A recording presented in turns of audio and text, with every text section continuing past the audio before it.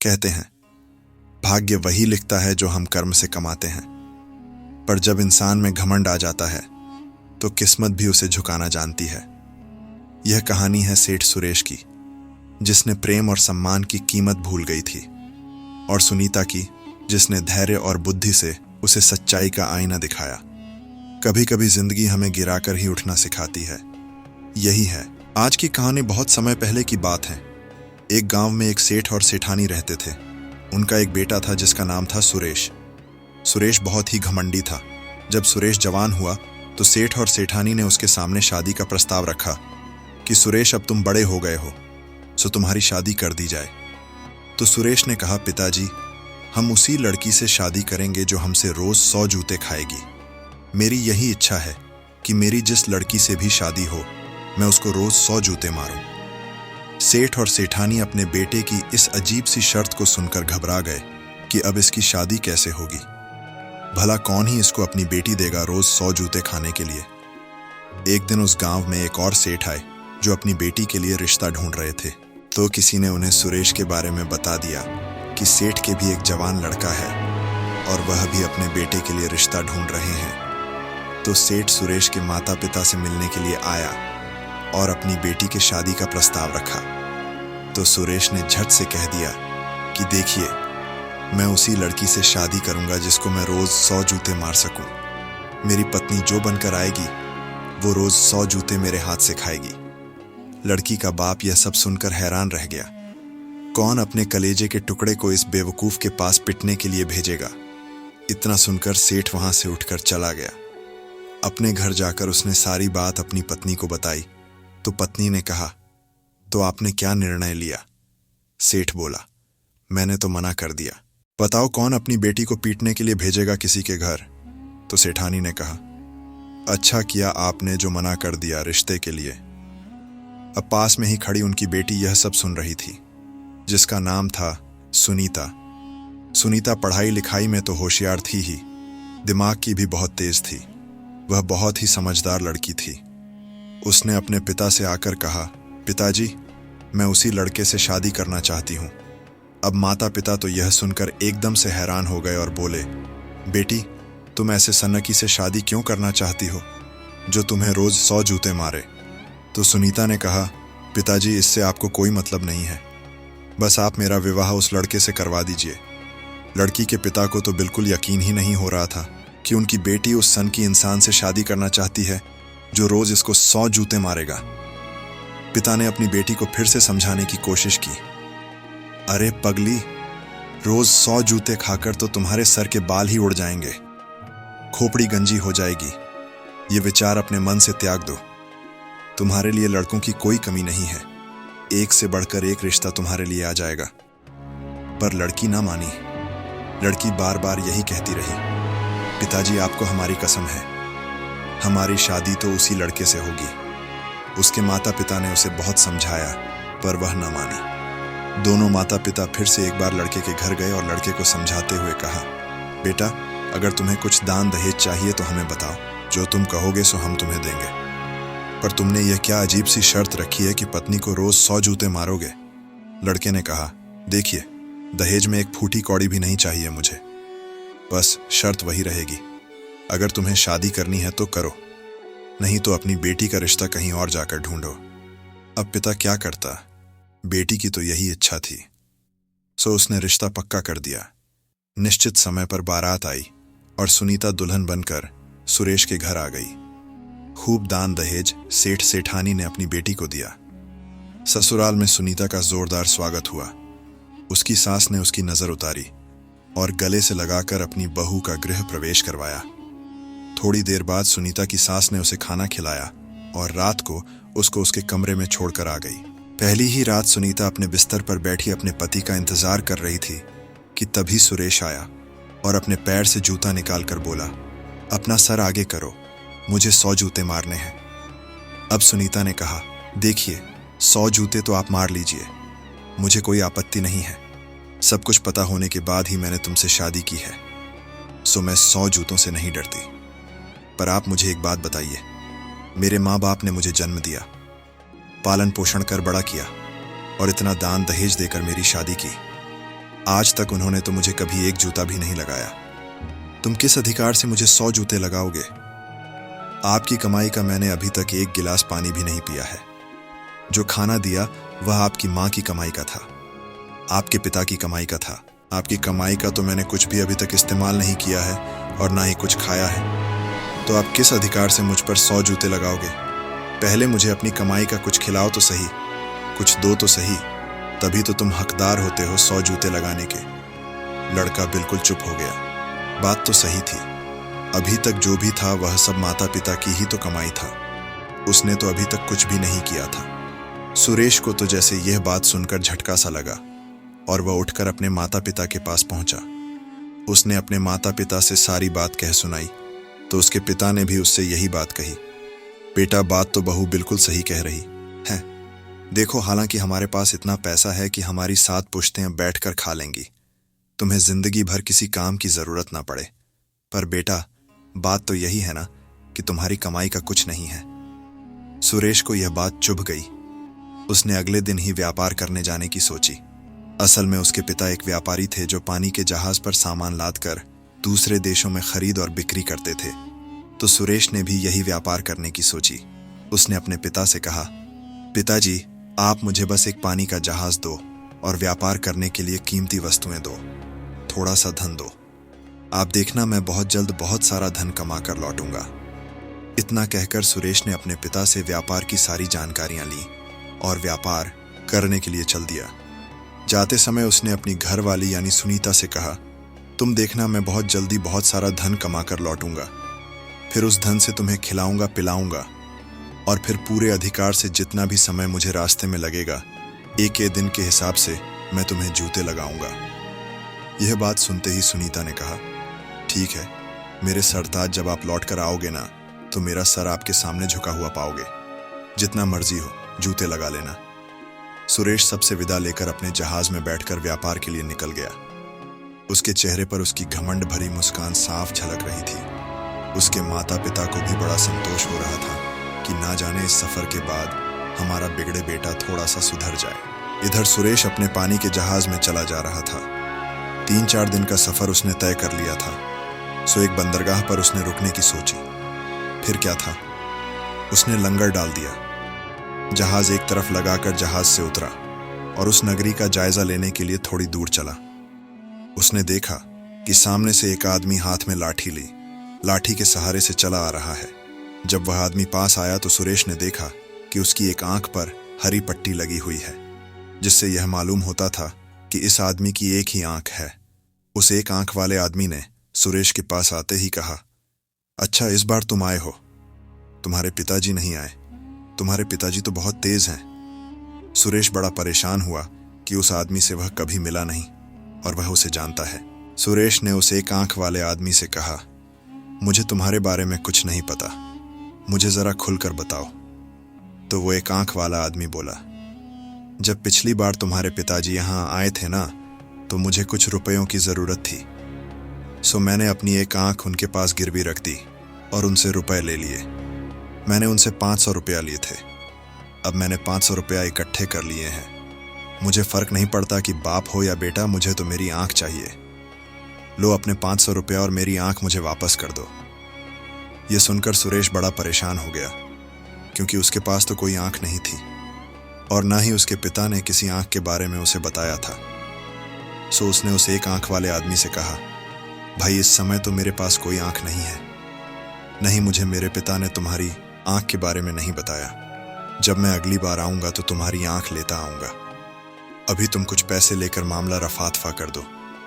उस आदमी ने कहा, तो ठीक है, अभी तुम मुझे 500 रुपये दे दो, अगली बार जब आओ तो मेरी आंख लेते आना। 500 रुपया सुरेश से लेकर वह आदमी वहां से रफू चक्कर हो गया। सुरेश ने सोचा, बला टली, 500 रुपया में ही पीछा छूट गया। सोचता हुआ सुरेश नगरी की तरफ चला जा रहा था।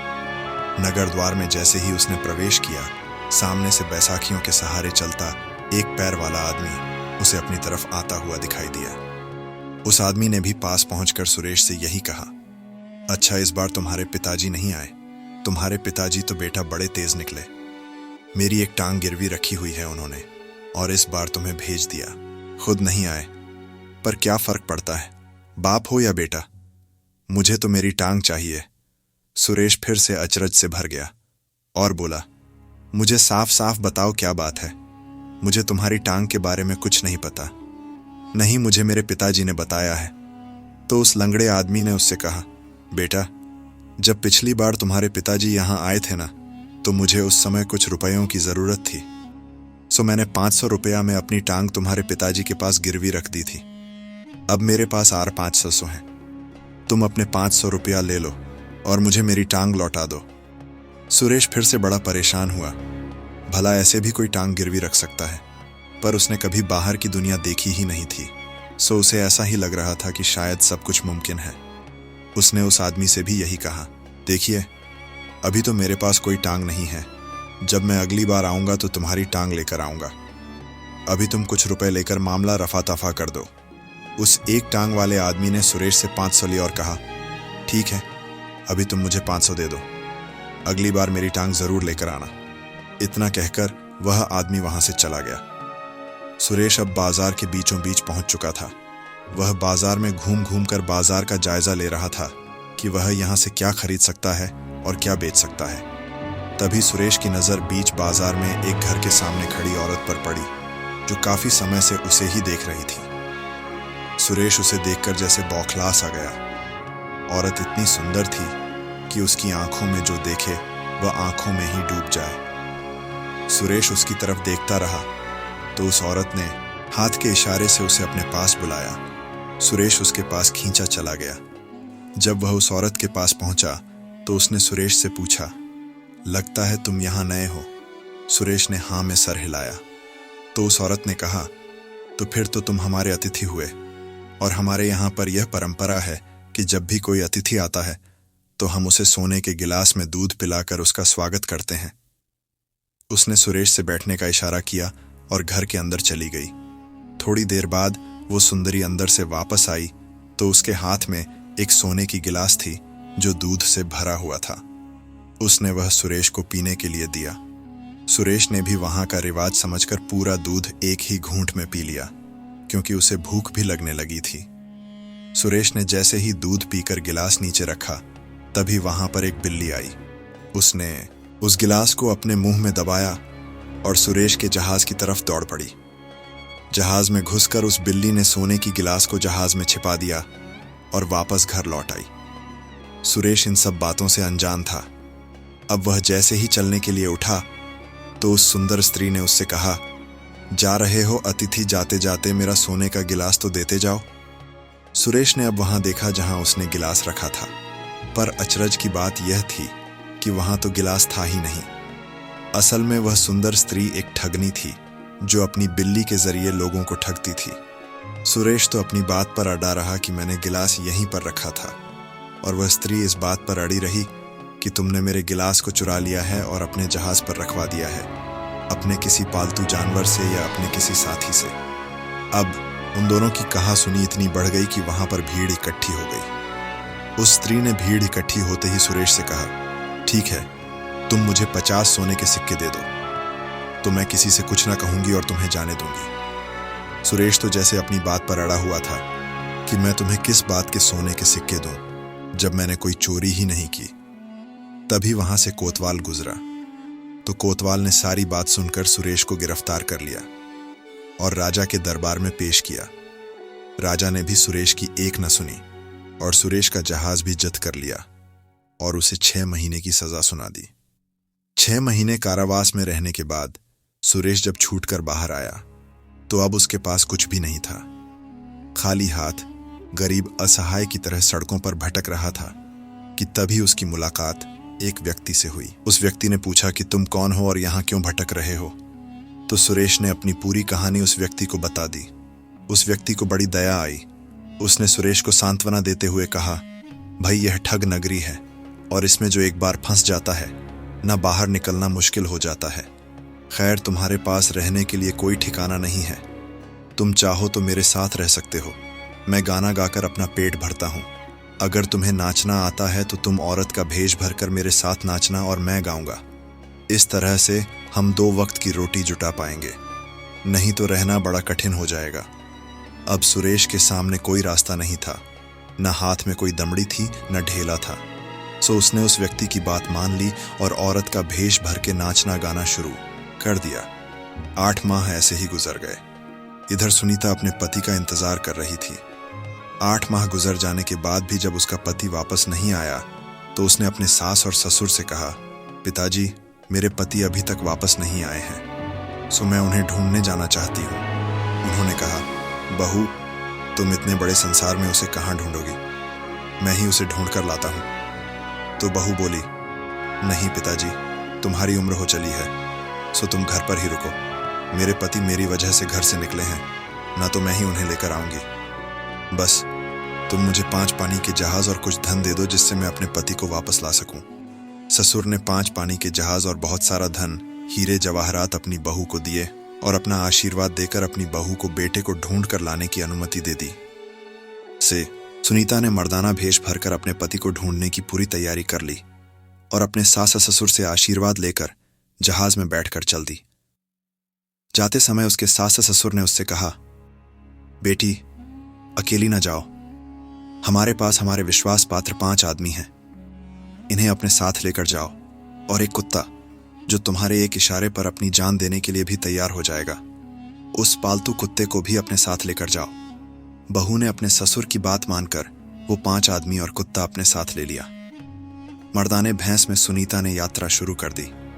4 दिन तक पानी का जहाज पानी पर चलता रहा। 5वें दिन जहाज एक जगह रुका। सुनीता ने लंगर डाला, जहाज से उतरकर नगरी का जायजा लिया। सुनीता ने अपने आदमियों से कहा कि मुझे ऐसा लग रहा है कि हो ना हो, मेरे पति इसी नगरी में हैं, सो इसी नगरी में हम उन्हें ढूंढते हैं। तुम सब लोग जहाज में रहकर ही मेरा इंतजार करोगे, मैं अकेले ही अपने पति को ढूंढ कर लाऊंगी। अभी सुनीता अपने आदमियों से यह सब बातें कर ही रही थी कि तभी सामने से एक आंख वाला आदमी सुनीता के पास आकर खड़ा हो गया और कहने लगा, बेटा, इस बार तुम्हारे पिताजी नहीं आए, तुम्हारे पिताजी तो बड़े तेज निकले। सुनीता ने उस आदमी को देखा तो उससे पूछा, काका, तुम क्या कह रहे हो, मेरी कुछ समझ में नहीं आ रहा, जरा खुलकर बताओ। तो वह एक आंख वाला आदमी बोला, बेटा, पिछली बार जब तुम्हारे पिताजी आए थे ना, तो मुझे कुछ पैसे की जरूरत थी, सो 500 में मैंने अपनी एक आंख उनके पास गिरवी रख दी। अब बेटा आए या बाप, मुझे इस बात से कोई फर्क नहीं पड़ता, मुझे मेरी आंख चाहिए। लो अपने 500 और मेरी आंख मुझे वापस करो। सुनीता यह सब देखकर समझ गई कि हो ना हो ये ठग है और वह ठग नगरी में पहुंच गई है। हो सकता है मेरा पति भी इन्हीं सब ठगों के बीच में फंसा हुआ हो। सुनीता ने कुछ देर सोचा और आंख से इशारा करके अपने साथियों से कहा, भाइयों, काका की आंख जहाज पर ही है, जरा ढूंढ कर लाओ। तो उसके आदमियों ने कुछ देर ढूंढने का नाटक किया और फिर कहा, हुजूर, काका के आंख के मेल की आंख तो हमें नहीं मिल रही है। यह सुनकर सुनीता बोली, अच्छा, आंख नहीं मिल रही तो ऐसा करो, एक चाकू लेकर आओ और काका की यह दूसरी आंख भी निकाल लो और जहाज में ले जाकर मेल करके काका की आंख ला कर दो। अब उस एक आंख वाले आदमी ने जब यह सुना तो हाथ जोड़कर गिड़गिड़ाने लगा, मुझे माफ कर दो, मेरी दूसरी आंख मत निकालो, मुझे नहीं चाहिए कोई आंख वाख। और इतना कहकर उसने दौड़ लगा दी। आदमी कुछ दूर तक उसके पीछे दौड़े पर उसका कहीं अता पता न चला। यह सब देखकर सुनीता के साथियों ने कहा, हुजूर, यहाँ के लोग बड़े शातिर हैं, सो हम आपको अकेले नहीं जाने देंगे। सुनीता ने मौके की नज़ाकत को देखते हुए 2 साथियों को अपने साथ आने के लिए कहा। बाकी 3 साथियों से कहा कि हमारे 4 जहाज हैं, इनकी भी तो रखवाली करनी है, सो तुम यही इसी जहाज में छिप कर बैठो। अपने पालतू कुत्ते को भी उसने जहाज पर ही छिपा दिया और अपने 2 साथियों को साथ लेकर आगे नगरी की तरफ बढ़ गई। जब सुनीता नगरी के द्वार पर पहुंची तो सामने से एक टांग पर लंगड़ाते हुए एक आदमी चलकर उसके पास आया और आते ही उल्हाना देते हुए बोला, इस बार तुम्हारे पिताजी नहीं आए क्या? पिछली बार जब तुम्हारे पिताजी आए थे तो मैंने अपनी टांग उनके पास गिरवी रखी थी। खैर, बेटा हो या बाप, मुझे फर्क नहीं पड़ता, मुझे तो मेरी टांग वापस चाहिए। मेरी टांग मुझे वापस कर दो और अपने 500 जो मैंने तुम्हारे पिताजी से लिए थे वो ले लो। सुनीता समझ गई कि उसे फिर से ठगने की तैयारी हो रही है, सो उसने नम्र स्वभाव से कहा, काका, हमारे जहाज पर बहुत सारी टांगें लदी हुई हैं, पता नहीं पिताजी ने किस किस की टांग गिरवी रख रखी है। अब तुम्हारी टांग कौन सी है ये कैसे पता चले? इसलिए एक काम करो, अपनी यह दूसरी टांग भी हमें काट कर दे दो, जिससे कि मेरे आदमी जहाज पर जाकर तुम्हारी टांग का मेल मिलाकर ले आए। उसने अपने साथियों को इशारा किया कि चलो काका की टांग काट लो। यह सुनकर तो काका के होश उड़ गए। हाथ जोड़कर बोला, रहने दो, मुझे नहीं चाहिए मेरी टांग, बस तुम मुझे यहां से जाने दो। इतना कहकर उस एक टांग वाले आदमी ने एक टांग से ही दौड़ लगा दी। सुनीता पीछे से चिल्लाई, अरे काका अपनी टांग तो लेते जाओ। पर वह आदमी थोड़ी ही देर में आंखों से ओझल हो गया। सुनीता और उसके साथी ठहाका मारकर हंसने लगे। सुनीता अब थोड़ा आगे बढ़ी तो वह बाजार के बीचों बीच पहुंच गई। बाजार में उसने चारों तरफ नजर उठाकर देखा तो उसकी नजर एक घर के दरवाजे पर खड़ी एक सुंदर स्त्री पर पड़ी, जो काफी देर से उसे ही देख रही थी। वह इतनी सुंदर थी कि जो उसे एक बार देख ले उसकी भूख ही भाग जाए। सुनीता से नजर मिलने के बाद उस औरत ने हाथ के इशारे से अपने पास बुलाया। मर्दानी भेष के कारण सुनीता उसे एक मर्द नजर आ रही थी। उसके पास पहुंचकर सुनीता ने उससे पूछा, कहिए आपने मुझे क्यों बुलाया है? तो वह सुंदर स्त्री बोली, लगता है तुम परदेसी हो। हमारे यहाँ पर रिवाज है कि जो भी परदेसी हमारे यहाँ आता है तो हम उसे सोने के गिलास में दूध पिलाकर उसका स्वागत करते हैं। सुनीता बोली, अगर ये तुम्हारा रिवाज है तो हम दूध जरूर पिएंगे। सुनीता को बिठाकर वो औरत घर के अंदर गई और सोने के गिलास में दूध भर कर ले आई। सुनीता ने दूध पिया और गिलास एक तरफ रख दिया। जैसे ही गिलास रखा, बिल्ली ने झपट्टा मारकर गिलास मुंह में दबा लिया और जहाज की तरफ दौड़ गई। जैसे ही बिल्ली जहाज के पास पहुंची, कुत्ते ने देखा बिल्ली जहाज की तरफ चली आ रही है तो कुत्ते ने भौंकना शुरू कर दिया। कुत्ते की आवाज सुनकर सुनीता के तीनों साथी चौकन्ने हो गए। उन्होंने बिल्ली को लठ मारकर वहां से भगा दिया। अब बिल्ली मुंह में गिलास दबाए ठगनी के घर में ही आकर छिप कर बैठ गई। दूध पीकर सुनीता जैसे ही जाने लगी तो ठगनी ने कहा, परदेसी दूध तो पी लिया, पर मेरा सोने का गिलास तो देते जाओ। सुनीता बोली, मैंने तो इधर ही रखा था दूध पीकर गिलास। अब सुनीता ने चारों तरफ देखे तो गिलास का कोई अता पता नहीं। ये देख उस ठगनी ने जोर जोर से चिल्लाना शुरू कर दिया, भाइयों देखो, इस परदेसी ने मेरा सोने का गिलास चुरा लिया है। कोतवाल के कान में भी यह बात पड़ी। कोतवाल आया और उसने कहा, परदेसी, इस औरत का सोने का गिलास निकाल कर इसको दो।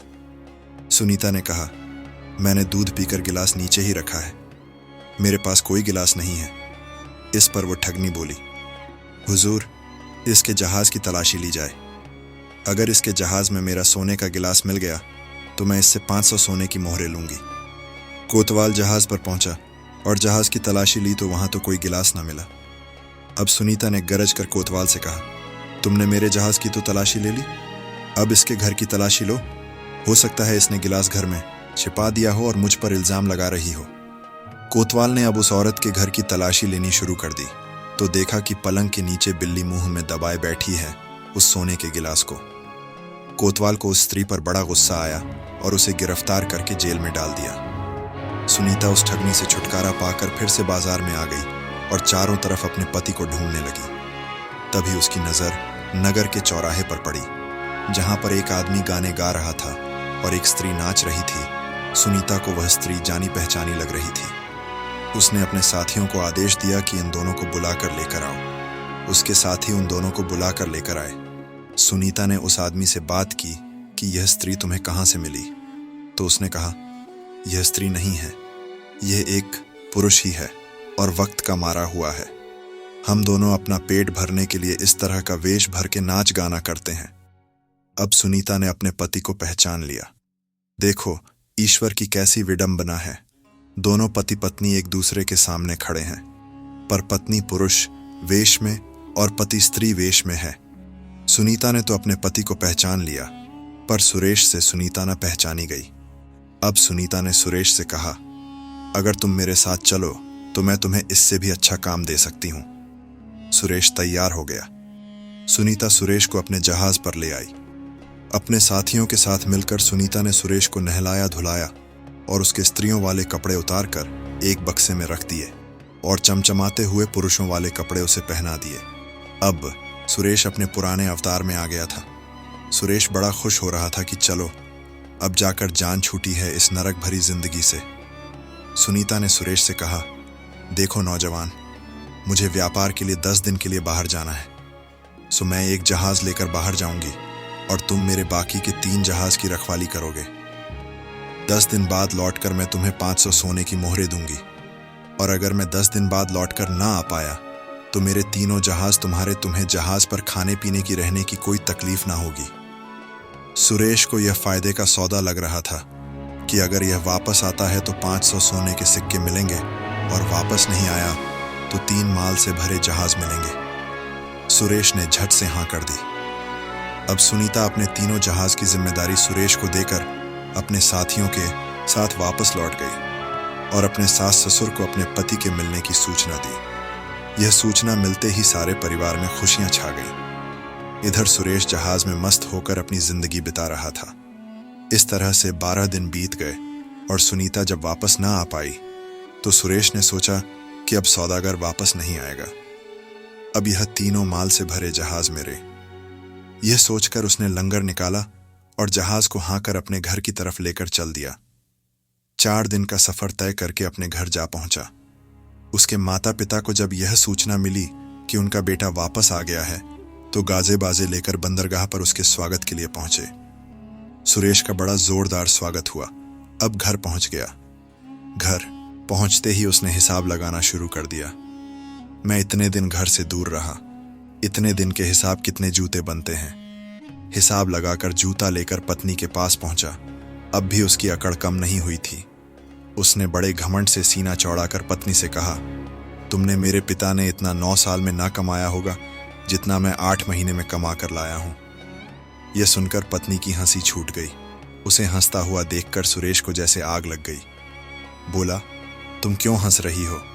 सर आगे करो और जूते खाने के लिए तैयार हो जाओ। पत्नी बोली, जूते तो मैं ना खाऊंगी। सुरेश को अब बड़ा क्रोध आ रहा था। क्यों तुम अपने वादे से मुकर रही हो? तो पत्नी ने कहा, क्या सच में, क्या वास्तव में यह धन तुम कमा कर लाए हो या फिर किसी सौदागर ने तुम्हें खैरात में दिया है? यह सुनकर तो सुरेश के पैरों के नीचे से जमीन खिसक गई कि इसको यह सब कैसे पता चला। थोड़ी देर बाद ही सुनीता ने वो बक्सा खोलकर दिखाया जिसमें सुरेश के जनाने कपड़े जिन्हें पहनकर चौराहे पर नाचता था। उन कपड़ों को देखते ही वह शर्म से पानी पानी हो गया। वो आश्चर्य से अपनी पत्नी की तरफ देखने लगा तो पत्नी ने कहा, जो सौदागर तुम्हें मुसीबत से निकाल कर लाया है वो कोई और नहीं बल्कि मैं ही हूं, जिसने तुम्हारी मदद की। जिसने तुम्हें 3 जहाज माल के भरे हुए दिए वो कोई और नहीं, वह मैं ही हूं। सुरेश ने जब यह सुना तो उसका घमंड एक झटके में चकनाचूर हो गया और हाथ जोड़कर पत्नी से माफी मांगने लगा।